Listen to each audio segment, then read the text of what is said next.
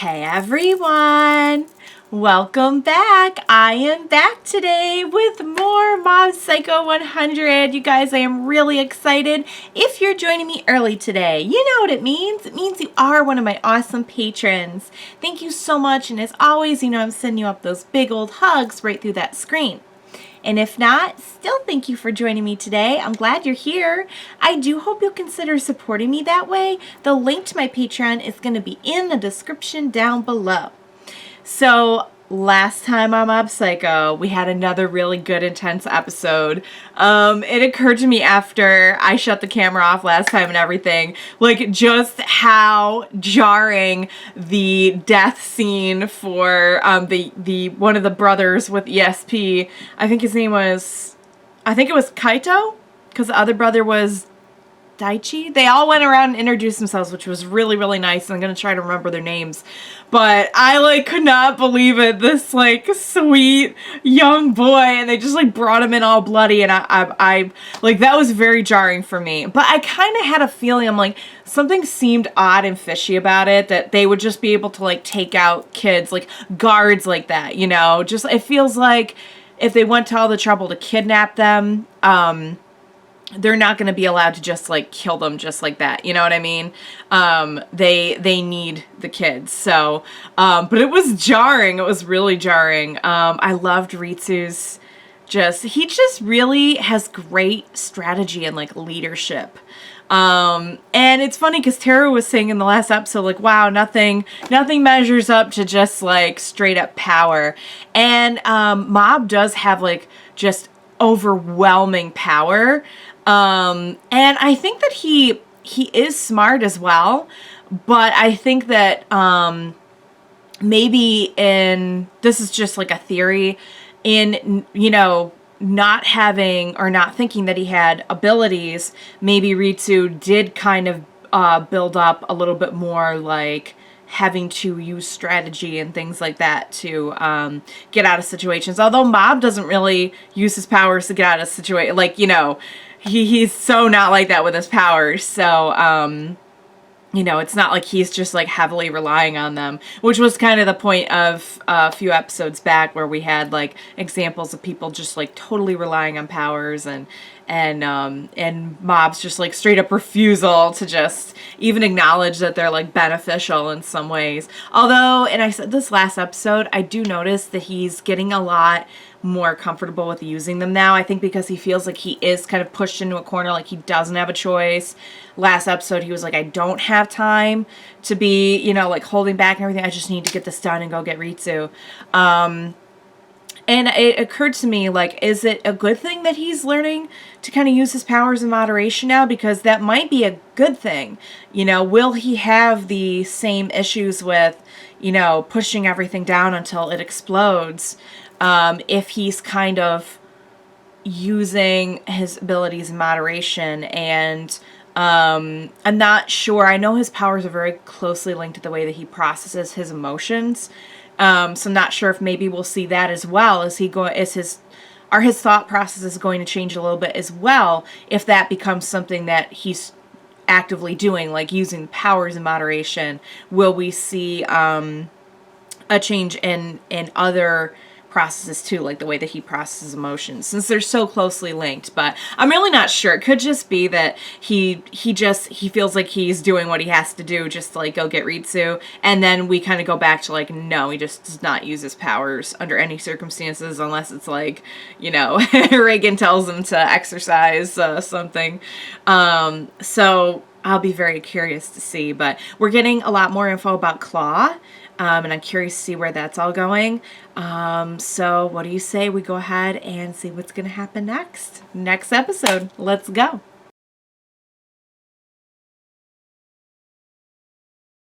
That was the boss? Why did he look like Reagan? It must just be a similar looking character. Did it not look like Reagan at first? It can't be Reagan. That would be the most ultimate twist ever if Reagan was really the boss of Claw. But didn't it though, with the blonde hair and the eyes and everything?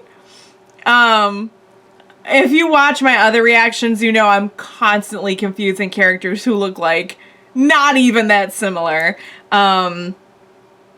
Wow, good thing I stuck around for the after credits. So the big boss has shown up. Oh my lord. I didn't know if we were going to even get to him before, like, the finale. Of course, the next one is the last episode before the finale. So that'll be our boss fight is going to be with the boss. Wow. All right, let's talk about that episode, because before this I was kind of theorizing. I'm like, Mob just seems a lot more okay with using his powers. Now I can see, like, he very clearly is doing it out of, like, desperation to go get Ritsu and everything. You know, it's not that he's, like, getting more used to using them. When he was crying because he didn't want to fight a woman, I was so sad for him. Poor baby. I just want to scoop him up and hug him. He really is such a good boy. But no, she was like, no, I'd be insulted if you held back, and so he didn't. We didn't even get to see that one guy's powers. All we saw was, like, him getting defeated. I'm like, ooh, we're gonna get to see some powers here. We got to see the girl who could control all the puppets, the wooden puppets. Yeah, the other lady was like, yeah, it's like an indestructible and immortal army, and it's like, I'm sorry, like, maybe immortal if they never get attacked, but, like, you know, a decent axe will pretty much do away. Fire and axe, you know, I mean, there's a lot of ways that they are not immortal, and Mob proved that. I love the way Mob turned the illusion on that guy. That was intense. And the redheaded kid said, you know, did he do it on purpose or was it just instinct? I'm guessing it just kind of, I don't even know if he meant to do it. I think so much of his powers when he starts to lose control are on automatic. But, wow. So, who is the redheaded kid? What are his powers? They must be, we have not seen them. We don't know anything about him. He doesn't have a scar, so he's not a scar. The big boss showed up. That should be very interesting to watch in the next episode. Dimple, all of them have now been captured. Dimple is fighting for his life in that little vase from hell. Good lord. I really enjoyed seeing all the different abilities, though, like the pyro ability and how Teru got around that. We had the guy who could control all the spirits. The girl who could, like, channel the energy to different parts of her body and everything. That was really cool. We didn't even get to see, like, the one guy's ability, but we got to see a lot of different, like, mini bosses, and I think that's really cool. So it's becoming more and more apparent to me, based on them and based on the kids that we've met, that a lot of ESPers have, like, a specialty, like telekinesis or mind reading or illusions or pyrokinesis or something like that. So that's kind of interesting too. It gives it a lot of fun variety past just like, oh, they can all just like move stuff and make explosions with their mind, you know? Because that seems to be, I don't know, Teru can do that, but he can also like absorb or like learn other powers.